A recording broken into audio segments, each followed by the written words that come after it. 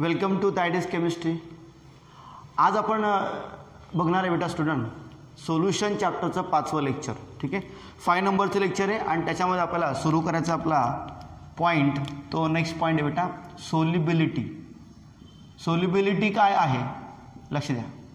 Solubility आपल्याला बघायचं बेटा प्रत्येक सबस्टन्सची सोल्युबिलिटी वेगवेगळी असते। ठीक आहे, त्या सॉल्व्हंटमध्ये। ठीक आहे, तर सोल्युबिलिटी काय असते बघा। The solubility of the solubility of solute the solubility of the solute किंवा आपण म्हणूया substance the solubility of the substance और सोल्यूट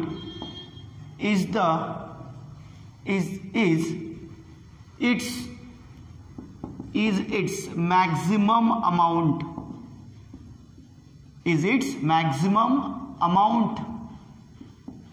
ती त्याची मॅक्झिमम अमाऊंट असते।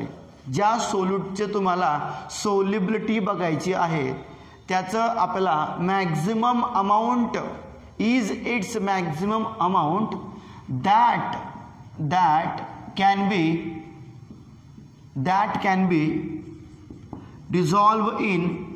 that can be dissolved in specified amount of solvent।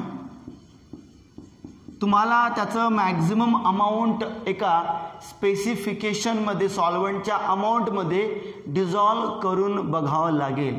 Maximum amount एखाद्या specific amount of सॉल्व्हंटमध्ये dissolve करून बघावं लागेल आणि जर ते मॅक्झिमम अमाऊंट त्या सबस्टन्सचं त्या स्पेसिफाईड अमाऊंट ऑफ सॉल्व्हंटमध्ये जर डिझॉल्व झालं तर त्याची ती म्हणायची solubility. So solubility is the maximum amount of that substance that can be dissolve in a specified amount of the solvent. Okay, and या टायमाला ॲट स्पेसिफाईड इकडे अमाऊंट ऑफ सॉल्व्हंट स्पेसिफाईड, इकडे स्पेसिफाईड अमाऊंट जर असेल तर बेटा specified temperature पण पाहिजे आणि प्रेशर सुद्धा पाहिजे। लक्ष द्या बेटा, it is a very important definition. Solubility of the substance is the a maximum amount of that substance that can be dissolved in a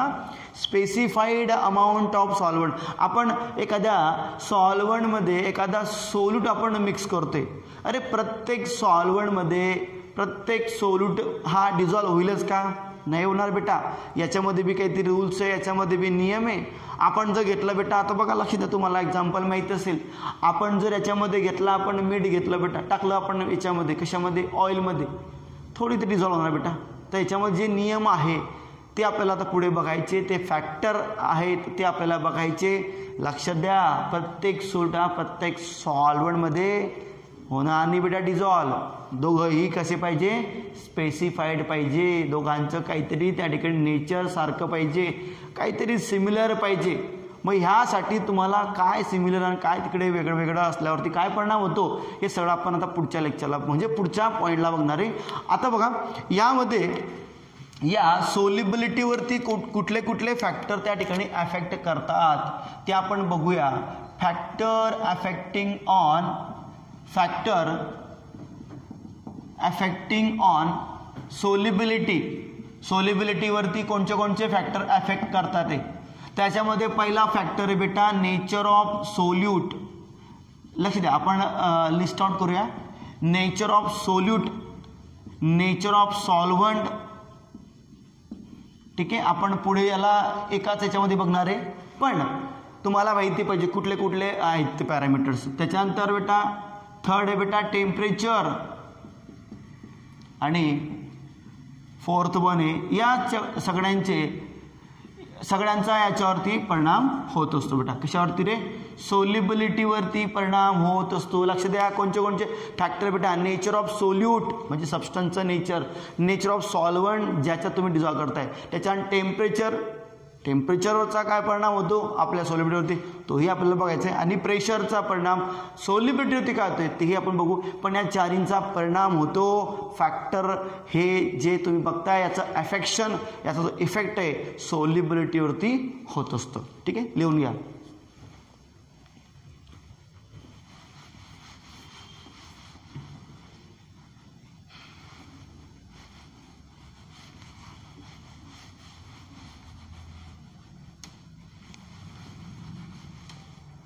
ठीक आहे बेटा. मग आता या फॅक्टर्सचा आपल्याला चेक करायचे सगळे फॅक्टर्स, की इकडे आपण एक आता पहिला पॉइंट घेतो. याच्यामध्ये आपल्याला चेक करायचं आहे बेटा सोल्युबिलिटी ऑफ सॉलिड. लक्ष द्या, आता आपण काय बघतोय, solubility of the solid in liquid. लिक्विडमध्ये आपल्याला आता चेक करायचंय सॉलिडची सोल्युबिलिटी चेक करायची. वाडा लक्ष दे, एकदम भारी इम्पॉर्टंट असा पॉइंट आहे बेटा हा. ठीक आहे, महत्वाचा पॉइंट आहे. याला आपण अगोदर डिस्कस करून घेऊ, नंतर मग याच्या फॅक्टरकडे बघू. आपण फॅक्टरला रब करतो, नाही तर तुम्ही तिकडे बघणार फॅक्टरकडेच, बरोबर आहे की नाही. हा, फॅक्टरला आपल्याला बघायचंच आहे, त्याबद्दल काही टेन्शन घ्यायचं नाही बेटा. आणि हे सगळे पॉईंट्स बेटा आपण NCERT मधूनच घेतोय पहिल्यापासून, पहिल्या लेक्चरपासून आपण NCERT घेतो बेटा. ठीक आहे, लक्ष द्या. तर solubility of the solid in the liquid, ते अशामध्ये बघा. मग आता सॉल्युबिलिटी आपण कसं बघणार बेटा सॉलिडची.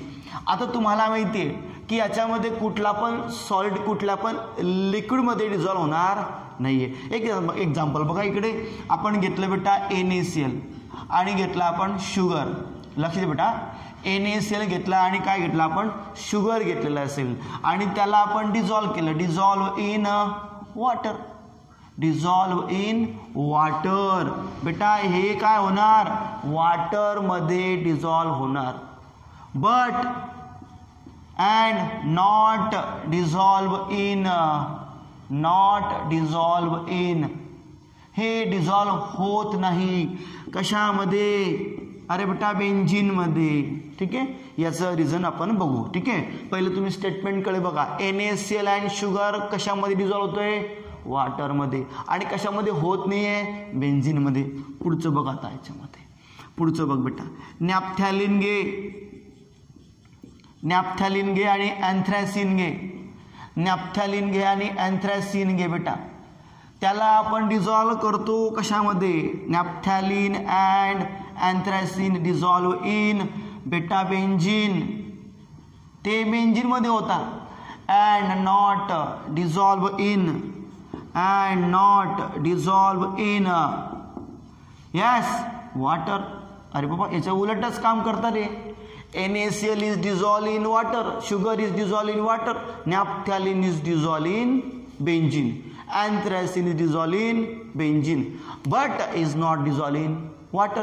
बेटा हे वॉटरमध्ये डिझॉल्व का होत नाही आणि हे वॉटरमध्ये, हे बेंझिनमध्ये का डिझॉल्व होत नाही, याचं कारण आहे बेटा NaCl अँड शुगर हे डिझॉल्व होता पाण्यामध्ये, कारण त्यांच्यामध्ये सिमिलॅरिटी आहे. Polar NaCl polar, water polar. बरं, मग बेंझिन आणि नॅफ्थॅलिनचं काय रिलेशनशिप आहे सर. यस बेटा, नॅफ्थॅलिन हा नॉन पोलर आहे, बेंझिन पण नॉन पोलर आहे. लक्षात ठेवा, याच्या दोघांमध्ये रिझन काय रे, यस पोलर आणि नॉन पोलर डिझॉल्व होणार नाही. लक्षात ठेव बेटा, याच्यामध्ये काय रे नियम काय बेटा, polar solute dissolve in polar solvent. लक्षात आला का बेटा, polar solute is dissolve in polar solvent. इकडे आपण जे एक्झाम्पल घेतलेलं आहे ते पोलर आहे, इकडे हा पोलर सोल्यूट आहे, इकडे हा वॉटर पोलर सॉल्व्हंट आहे. लक्षात ठेव बेटा, हे सगळं बिलकुल भारी इम्पॉर्टंट आहे बेटा. ठीक आहे, बघ मग आता polar solute dissolve in polar solvent. NaCl polar आहे, वॉटर पण पोलर आहे. पुढचा जो फॅक्टर तुम्ही बघितला याच्यामध्ये, तो फॅक्टर बघू आपण. याच्यामध्ये बघा नॅफ्थॅलिन कसा आहे रे बेटा, नॉन पोलर आहे, non polar solute dissolve in non polar solvent. लक्षात आलं का, ओके नाही, non polar solute is dissolve in non polar solvent. बेटा याच्यामध्ये आपण एक्झाम्पल बघितलेच आहे. तर याच्यामध्ये नॅफ्थॅलिन जो आहे बेटा, आता अँथ्रायसिन पण ॲक्च्युली, पण ठीक आहे, नॉन पोलर आहे. नॅफ्थॅलिन जो आहे बेटा तो कोण आहे बेटा, नॉन पोलर आहे. मग अँथ्रायसिन पण कोण असेल, नॉन पोलर सोल्यूट, ओके नाही. आणि तिकडे बेंझिन सुद्धा कसा आहे रे दादा, यस, बेंझिन सुद्धा इकडे नॉन पोलर आहे, सॉल्व्हंट, नॉन पोलर सॉल्व्हंट. हा लक्षामध्ये बघा, रिझन लक्षात आला का मग, की नॅफ्थॅलिन आणि अँथ्रायसिन हे का डिझॉल्व करतात बेंझिनमध्ये, कारण ते दोघी जण सारखे बेटा, non polar non polar, non polar non polar. वॉटरमध्ये हे दोघी जण का डिझॉल्व होतात, कारण पोलर पोलर पोलर सगळे पोलर येते, ठीक आहे. आणि हा कसा आहे, नॉन पोलर, बरोबर की. Benzene is non polar, benzene non polar, NaCl polar, dissolution होणार नाही. नियम काय सांगितला, हेन्स याच्यावरून काय कळलं आपल्याला, हिअर लाईक डिझॉल्व लाईक, हा नियम तिकडे आपण वापरलाय. Like here like dissolve like is observe, हे तुम्हाला इकडे ऑब्झर्व झालं. तुम्हाला काय दिसलं याच्यामध्ये, हे बघताना आपल्याला काय दिसलं, हे सगळं ऑब्झर्वेशन आहे, ही सगळी ॲक्टिव्हिटी आहे. चेक करून बघितलं, काय दिसलं की बेटा polar dissolve in polar, like dissolve like, like polar like polar सारखा कोण, पोलर, नॉन पोलर सारखा म्हणजे काय, नॉन पोलर, ठीक आहे. सो याच्यामध्ये नॉन पोलर पोलर पोलर, आता एक पोलर आणि एक नॉन पोलर डिझॉल्युशन होणार नाही. सो डिझॉल्युशन होण्यासाठी सोल्युबिलिटी चेक करताना तुम्हाला या गोष्टीचं भान ठेवायचे की जो सॉलिड आहे तो पोलर असेल तर जे लिक्विड आहे ते बी पोलर पाहिजे. जर तो सॉलिड बेटा नॉन पोलर आहे तर ते लिक्विड बी कसं पाहिजे, नॉन पोलर पाहिजे. लक्षात ठेवा हा point. So that like dissolve like हे ऑब्झर्वेशन आपण या ठिकाणी केलेलं आहे बेटा. समजलं प्रत्येकाला, मला वाटतं प्रामाणिकपणे प्रत्येकाला हा टॉपिक समजला असेल. आता तुम्हाला याच्यामध्ये solubility of the solid in liquid याच्यावरती जो होणारा परिणाम आहे, टेम्परेचरचा परिणाम आहे, प्रेशरचा परिणाम आहे, nature of solute and nature of सॉल्व्हंटचा तर आपण आत्ताच डिस्कशन केलं बेटा. इकडे बघा, हा टॉपिक आपण आत्ताच डिस्कस केला इकडे, ठीक आहे. एक्झाम्पल थ्रू आपण याच्यामध्ये केलं. तर तुम्हाला जर आपण म्हटलं याच्यामध्ये तर इकडेच आपण हा पॉईंट डिस्कस केलेला आहे. कुठला पॉईंट डिस्कस केला आहे तरी रब करतो मी याला, ठीक आहे. तर बेटा याच्यामध्ये आपण बघितलं solid is soluble in liquid आणि तिकडे तुम्ही नियम वापरला, यस, दोघी जण पोलर किंवा दोघी जण काय पाहिजे, नॉन पोलर पाहिजे. तर बेटा याच्यामध्ये पहिला फॅक्टर आपण बघूया, याच्यामध्ये त्याला एकत्र करतो मी. नेचर ऑफ सोल्यूट आणि सॉल्व्हंट आपण ऑलरेडी डिस्कस केले ते बेटा याच्यामध्ये, पण आता शॉर्टकटमध्ये बोलतो. झालं, आपण आता जस्ट डिस्कस केलं आपण याच्यामध्ये नेचर ऑफ सोल्ट आणि सॉल्व्हंटचं. तर याच्यामध्ये आपण इकडे काय वापरलं, लाईक डिझॉल्व लाईक, हा तिकडे आपण यूज केलेला आहे. आणि याच्यामध्ये आपण असं बघितला polar solute dissolve in polar solvent, ठीक आहे. ठीक आहे, याचं आपण एक्झाम्पल आताच बघितलं. NaCl is dissolve in water, ठीक आहे. NaCl dissolve in water. आणि त्याच्यामध्ये non polar solute dissolve in non polar is dissolve in non polar solvent. Example naphthalene आपण तिकडे बघितलं असते. एक्झाम्पल घेतो बघतो एक. नॅफ्थॅलिन इज डिझॉल्व इन कुठे रे दादा, बेंझिन, बरोबर आहे. आणि आता याच्या पुढचं टॉपिक हा आता आपण आता डिस्कस केला, जस्ट आपण काय केलं त्याला लिहून घेतलं पॉईंट वाईज, ठीक आहे. त्यानंतर सेकंड फॅक्टर जो बेटा तो आहे टेम्परेचर. टेम्परेचर बघ, टेम्परेचरचा इफेक्ट आपल्याला बघायचा आहे. कशावर बघायचा आहे? Solubility of the solid in liquid वरती बघायचं आहे, ठीक आहे. तर बेटा टेम्परेचर जर तुम्ही वाढवलं, आता जनरली याच्यामध्ये एक पॉईंट डिस्कस करतो. जनरली याच्यामध्ये काय होतं बेटा, जनरली ते लिहितो point. Generally solid solubility of the solid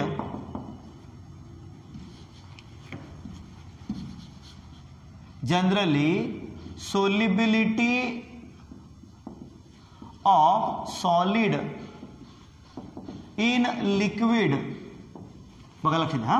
generally जर आपण सिंपल एक जनरल फॉर्म मध्ये बघितलं, generally solubility of the solid in the liquid is increases with increasing temperature. त्याचं जर तुम्ही टेम्परेचर वाढवता आहे, जनरली बोलतोय मी, समजलं की नाही. कारण याच्यामध्ये आपल्याला दोन प्रोसेस वापरायच्या आहे. एक इकडे आता आपलं जनरल तुम्हाला समजलं असेल, ठीक आहे ना. Generally solubility of the solid is directly proportional to the temperature, म्हणजे डायरेक्ट टेम्परेचरवरती इफेक्शन होत असतं, ठीक आहे. मी याला जर सोल्युबिलिटीला मी जर एस म्हणतोय तर S is directly proportional to T. T म्हणजे टेम्परेचर, एस म्हणजे सोल्युबिलिटी, ठीक आहे. असो पुढे बघा आता याच्यामध्ये बघा, यामध्ये आपल्याला दोन प्रोसेसमध्ये चेकिंग करायची बेटा. जर इन एंडोथर्मिक प्रोसेस, आता बघा एंडोथर्मिक म्हणजे आपण काय करतोय, हीट ऍड करतोय. एंडोथर्मिक प्रोसेसमध्ये इकडे जर तुम्ही बघितलं तर solubility of solid in liquid is increases with rise in temperature. थोडं लँग्वेज बदलवतो, ठीक आहे. तुम्हाला लँग्वेज पण माहिती पाहिजे वेगवेगळ्या प्रकारच्या, ठीक आहे. As per NCERT in the endothermic process solubility of the salt in the liquid बेटा increases with rising in the temperature. बेटा राईज कर टेम्परेचर, वाढव टेम्परेचरला, सोल्युबिलिटी वाढेल. पण प्रोसेस बघ, लक्ष दे, एंडोथर्मिक असली तर हिटिंग करताना. दुसरं बघा आता याच्यामध्ये दुसरी प्रोसेस आहे बेटा बी नंबरची. जर प्रोसेस ही एक्झो असेल, याच्यातनं हीट बाहेर पडत असेल, हीट बाहेर पडते, लक्षात आहे. In exothermic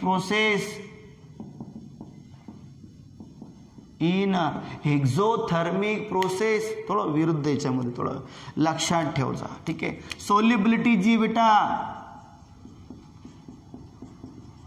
of solid in liquid is decreases. बेटा डिक्रीज होत असतं, decreases with rising temperature, with increase in temperature. तुम्ही वाढवा बरं ते टेम्परेचर. पण जर प्रोसेस एक्झोथर्मिक असेल, त्याच्यातनं हीट जर बाहेर जात असेल, समजलं की नाही. तुम्ही त्याला हिटिंग करताय ते बाहेर होते, ते हिटिंग करताय ते बाहेर होते. काय होतं माहिती का, याच्यामध्ये होतं डायनॅमिक इक्विलिब्रियम होतं बेटा, ठीक आहे. सो एक्झोथर्मिक प्रोसेस जेव्हा तुम्ही डेव्हलप करता आहे तिकडे आणि तुम्ही सोल्युबिलिटी चेक करताय आपल्या सॉलिडची लिक्विड मधली, तेव्हा काय होते, अरे बापरे, तिकडे काय होते, सोल्युबिलिटी कमी होते. लक्ष दे, एक्झोथर्मिक असताना टेम्परेचर वाढवलं तरी त्याच्यावरती परिणाम जो होतो आहे तो डिक्रीजवाला होतो आहे, कमी होतो आहे. टेम्परेचर वाढव एक्झोथर्मिकला, टेम्परेचर वाढव सोल्युबिलिटी कमी होणार. टेम्परेचर वाढव सोल्युबिलिटी कमी होणार जेव्हा एक्झोथर्मिक आहे. एंडोथर्मिकला टेम्परेचर वाढव सोल्युबिलिटी पण वाढेल. समजलं की नाही, सोल्युबिलिटी पण वाढेल. लक्षामध्ये तर आपण बघितलं टेम्परेचरचा सोल्युबिलिटीवरती कुठला परिणाम होतो ते. त्याच्यानंतर आपण या ठिकाणी प्रेशरवरती पण फोकस करू शकतो. ठीक आहे, छोटंसं टॉपिक आहे प्रेशरवरती होणारा परिणाम. आणि मला तू सांग, आपण आपल्या सॉलिडला किंवा लिक्विडला आपण कॉम्प्रेस करू शकत नाही. ओके नाही, the liquid and solid is highly incompressible. Generally आपण जर बघितलं, जनरली बेटा सॉलिड अँड लिक्विड्स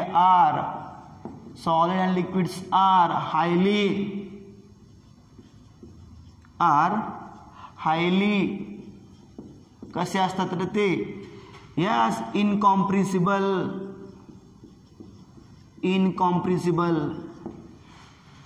हेन्स त्याच्यामुळे काय झालं, hence it has no effect of pressure. बेटा याच्यावरती कुठलाच परिणाम होत नाही. त्यामुळे तुम्ही प्रेशर किती वाढवा, सोल्युबिलिटी होती. Solubility of solid in the liquid is not affected by pressure. प्रेशरचा आणि या सोल्युबिलिटीचा काही एक संबंध नाही आहे. तुम्ही कितीही प्रेशर तिकडे वाढवलं तरी ही सोल्युबिलिटी ना कमी होणार ना जास्त होणार. कारण रिझन लक्ष द्या, ना सॉलिड कॉम्प्रेसिबल आहे ना लिक्विड कॉम्प्रेसिबल आहे. आणि त्याच्यामुळे त्या ठिकाणी तो जो असेल सोल्युबिलिटीचा फॅक्टर त्याच्यामध्ये त्याचा इन्व्हॉल्युशन 0 बेटा. No effect of pressure on solubility of the solid in the liquid.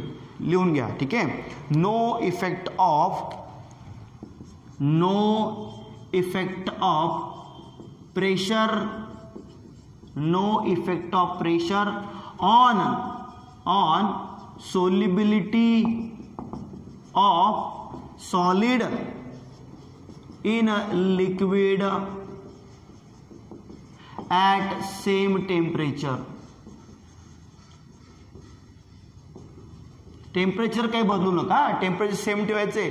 तुम्ही प्रेशर वाढवा काहीच परिणाम होणार नाही, कारण देयर इज नो इफेक्ट बेटा. No solid compressible, no liquid compressible, that's why. ठीक आहे. So we have to check out the solubility of the solid in the liquid as per the nature of the solid and solvent, temperature as well as pressure. So all three topics are very very important. लिहून घ्यायचं.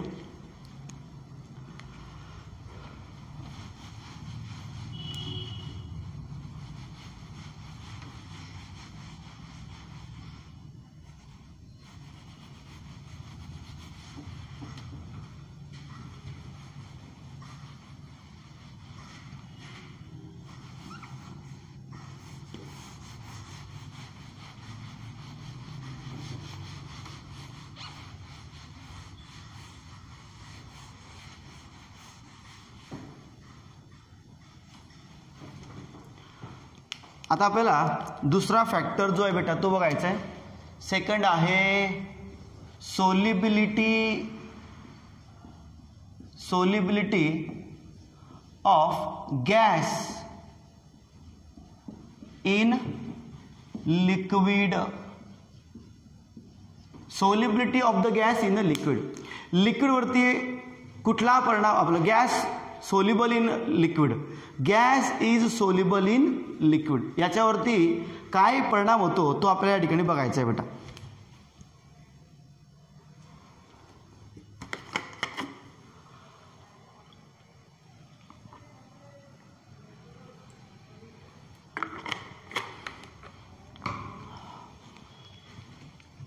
Okay, solubility of the gas in a liquid. पाणी प्यावं लागतं बाबा, ठीक आहे. Solubility of the gas in a liquid. आता gas जर तुम्हाला लिक्विड सोल्युबल करायचा असेल तर मग याचा काय परिणाम होतो बघा. आता solubility of the gas generally इकडे आता आपल्याला जो फॅक्टर आहे तो बघायचा आहे. याच्यामध्ये फॅक्टर्सवरती याच्यावरती खूप आपल्याला इकडे भर द्यायचा आहे. Solubility of the gas in a liquid. तुम्हाला माहितीच आहे की आपल्याकडे जे वॉटर आहे त्याच्यामध्ये रिव्हर वॉटरमध्ये, लॅक वॉटरमध्ये तुम्हाला बघायला भेटते, त्याच्यामध्ये मासे असतात, ठीक आहे ना, वेगवेगळे ॲक्वॅटिक लाईफ त्याच्यामध्ये असते. का तिकडे ती लाईफ सर्वाईव्ह करते, तिकडे ती जगतात का बेटा? तर त्याचं सर्व्हायवल जे होत असतं बेटा ते त्याच्यामध्ये डिझॉल्व O2 असतो, म्हणून ते सर्व्हायव्ह त्याच्यामध्ये होत असतात. जर त्याच्यामध्ये O2 नसेल तर बेटा मग ते तर मरून जातील. समजलं की नाही? कारण प्रत्येकाला जीवन जगण्यासाठी O2 लागतो. सो इन बरोबर आहे की नाही? सो बेटा dissolve O2 is present. Dissolve O2 gas is present in lake river water. ठीक आहे, लॅक वॉटरमध्ये आपण एक सिंपल एक्झाम्पल घेऊ. लॅक वॉटरमध्ये O2 असतो, तो डिझॉल्व फॉर्ममध्ये असतो बेटा. समजलं की नाही? आणि हा जो O2 आहे हा थोडा कमी प्रमाणामध्ये सोल्युबल आहे, low solubility of O2 gas in वॉटरमध्ये याची सोल्युबिलिटी कमी असते. ऑब्झर्वेशन केलेलं आहे, कंपॅरिझन केलेलं आहे दुसऱ्या गॅससोबत, तर त्यांना तो ऑब्झर्वेशन दिसलेला आहे बेटा. ठीक आहे. त्याच्यानंतर अजून एक गॅस आहे HCl गॅस. ठीक आहे. HCl gas is highly soluble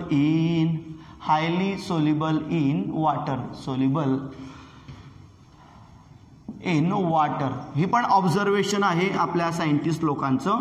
ठीक आहे. हेनरी असेल, डाल्टन असेल, यांनी हे सगळं ऑब्झर्व केलेलं आहे बेटा. ठीक आहे. तर solubility of the gas in the liquid is dependent. बघा याच्यामध्ये बेटा solubility of the gas O2 gas is कसं बेटा? येस आहे ते पण लो सोल्युबिलिटी आहे आणि HClची सोल्युबिलिटी कशी आहे? जास्त आहे.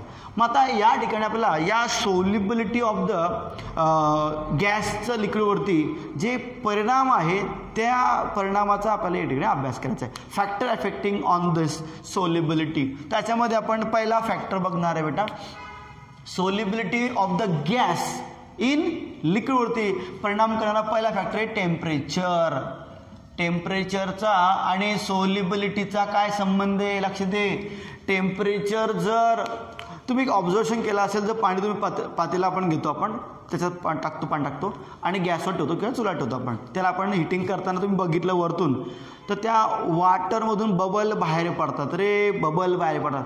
ते वॉटरमधून बबल बाहेर का पडतात? What is that bubble? ते जे बबल दिसतं आहे ते कोणाचे बबल आहे? गॅसचे बबल आहे. O2 गॅसचे बबल आहे बेटा. ते टेम्परेचर वाढवल्यानंतर काय होतं? तो O2 बाहेर पडतो. लक्ष दे. O2 बाहेर पडाला म्हणजे काय आलं? त्याचा जो होता डिझॉल्व तो निघून गेला. म्हणजे त्याची जी डिझॉल्युशन प्रॉपर्टी ती त्याने व्हॅनिश केली, कमी केली. म्हणजे लक्षात ठेव, सोल्युबिलिटी काय झाली? मग कमी झालेली आहे. Temperature rises, solubility decreases. लक्ष दे बेटा. So that solubility of the gas बेटा, लक्ष दे, solubility of the gas in liquid is decreases with increase in temperature. लक्ष दे बेटा. And vice versa. And vice versa. ठीक आहे. अँड वाइस वर्सा म्हणजे जर तुम्हाला या ठिकाणी सोल्युबिलिटी ऑफ द गॅस, ठीक आहे, decrease solubility of the gas in liquid decreases. आणि कशामुळे झालं हे? जर टेम्परेचर इन्क्रीजेस. टेम्परेचर इन्क्रीज कर त्या सोल्युशनचं, त्याच्यामध्ये जो गॅस असेल तो तिकडनं निघून जाईल, असा याचा अर्थ बेटा. ठीक आहे. सो टेम्परेचर आणि solubility of the gas is inversely proportional to each other. आला लक्षामध्ये? इनव्हर्सली प्रोपोर्शनल आहे रे बाबा हे. Yes, is inversely proportional to temperature in terms of this gas in liquid. In terms of gas in liquid. लक्षात ठेवा. So टेम्परेचरचं आपण इकडे ऑब्झर्वेशन केलं. याच्यानंतर दुसरा जो फॅक्टर आहे बेटा तो आपल्याला बघायचा याच्यामध्ये, तो आहे इकडे प्रेशरचा फॅक्टर. ठीक आहे. प्रेशरचा आपण इकडे लिहतोय. प्रेशरचं लिहित चला, पण तुम्ही हे लिहून घ्या. समजलं का? आता आपण इकडे बघणार आहे बेटा प्रेशरचा होणारा इफेक्ट. याच्यामध्ये खूप जबरदस्त इंटरेस्टिंग पॉईंट बेटा, ठीक आहे. प्रेशरमध्ये जबरदस्त इंटरेस्टेड टॉपिक आहे. सोल्युबिलिटी ऑफ द गॅस वरती प्रेशरचा काय परिणाम होतो तो बघू आपण, ठीक आहे. 2 मिनिटं फक्त.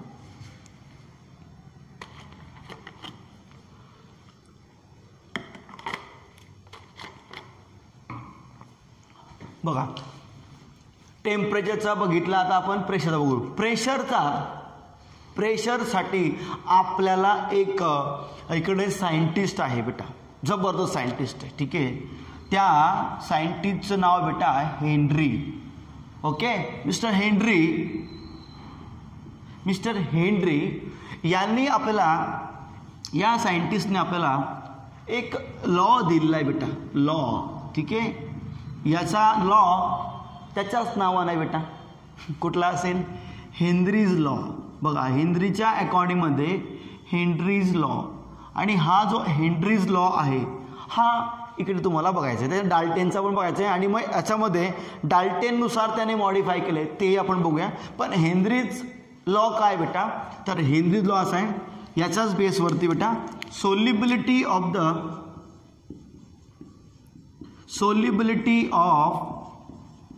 Gas in liquid, solubility of the gas in liquid is directly लक्ष द्या, स्टेटमेंट आहे आपल्या या हेनरीज लॉचा. आपण जे लिहितोय ते काय रे बेटा, हेनरीज लॉचं स्टेटमेंट आहे, ठीक आहे. तर solubility of the gas in liquid is directly proportional to